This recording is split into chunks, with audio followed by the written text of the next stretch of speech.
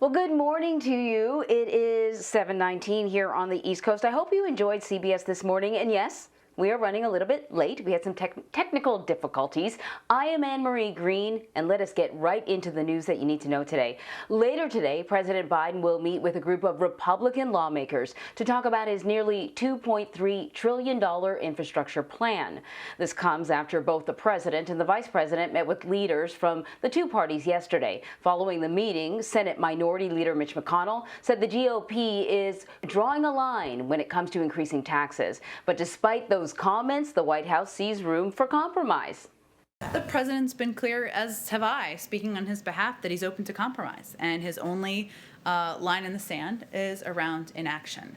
And certainly, I don't think anyone anticipates, including the members attending, for this to be a definitive meeting with an outcome where everything's signed with a bow or tied with a bow at the end. Well, for more on this, let us bring in Ed O'Keefe. Good morning, Ed. So another gathering at the Oval Office is scheduled for today. What do we expect we will hear following this meeting? You know, do you think that we will come close to deciding on anything at all between the two parties, the two sides, I guess?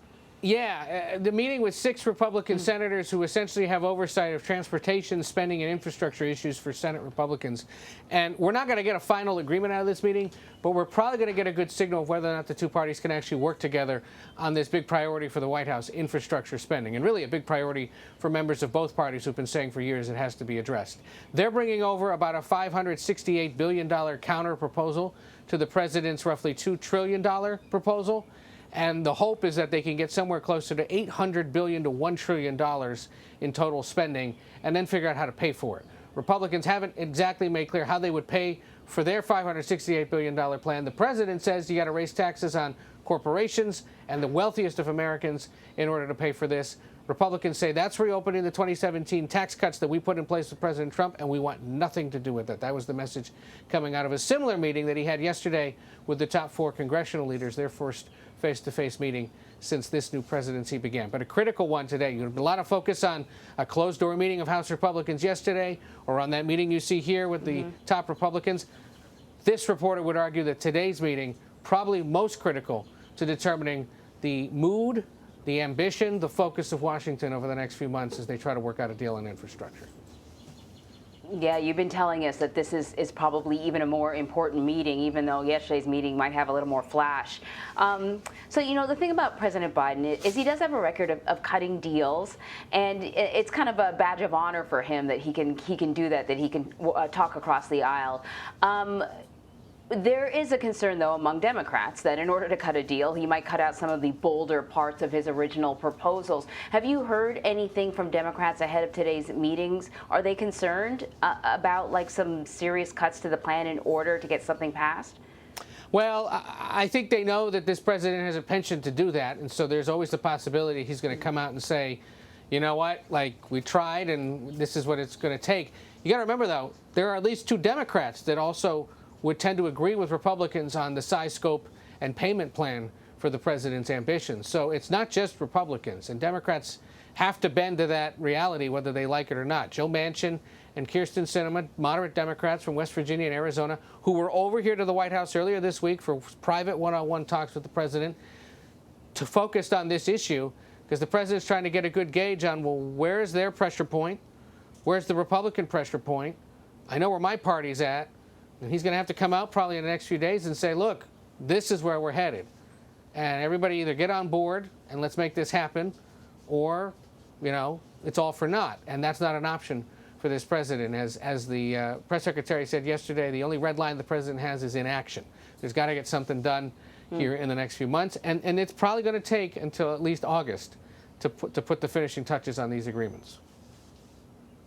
You know, it's sort of President Biden's style to kind of like lean into his personal connections on the campaign trail. That's the kind of guy he was, though, you know, we had this pandemic, so he wasn't really able to. So this is the second time this year that the president has had a meeting like this, you know, where he met personally with a group of Republican senators. I'm just wondering how that strategy has worked out for him. What happened then? Well, I mean, nothing substantial has happened on this issue yet, but it's not dead yet either. And I think that's perfectly fine with this White House. They understand that on complex, expensive issues, that don't have an urgent deadline attached to them, like the one he's proposing, it's going to take a little while. And so as long as everyone's still talking about it, working towards an agreement, talking dollars and cents, figuring out what exactly they believe defines infrastructure and what is within the realm of the possible, he's totally cool with that. And in talking with senior congressional aides in both parties, they've said the same. They understand this is going to take a little while. But Republicans, I think, are going to come out of this meeting and give the White House only about another week or so, they say, to demonstrate that they're willing to come off the roughly $4 trillion the president's proposing and work with Republicans on a more modest proposal. And Republicans turn around and say, look, the employment numbers were a little off last week. There are concerns about inflation. This economy is quite shaky. Do we really need to be pumping this much money in? Democrats say, yes, that's exactly why we have to do it. So that's a substantive conversation that's continuing. There's no name calling. There's no mean tweeting going on. You have leaders over on Capitol Hill deferring to subject matter experts in both parties and saying, you guys get started on the dirty details. We'll help ride it home if we get to a point where there's something to pass. And while that may seem unfamiliar to most people these days, that's actually the way Washington traditionally has worked.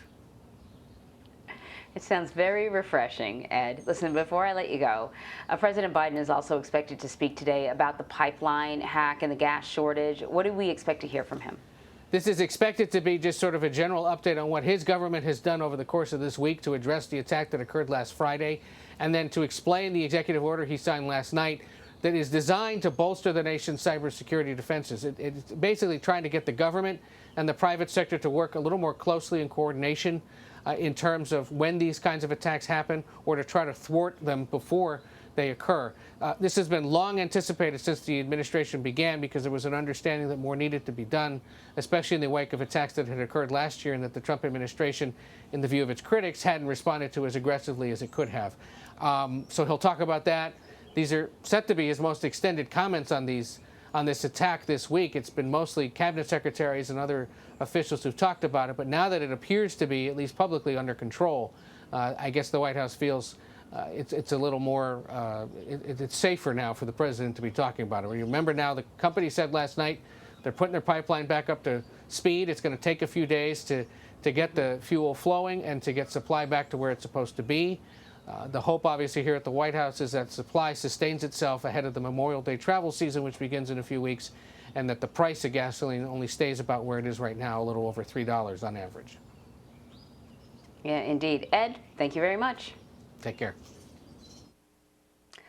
So be sure to check out Ed's latest article on CBSNews.com to learn more about President Biden's proposed infrastructure plan and where both parties stand.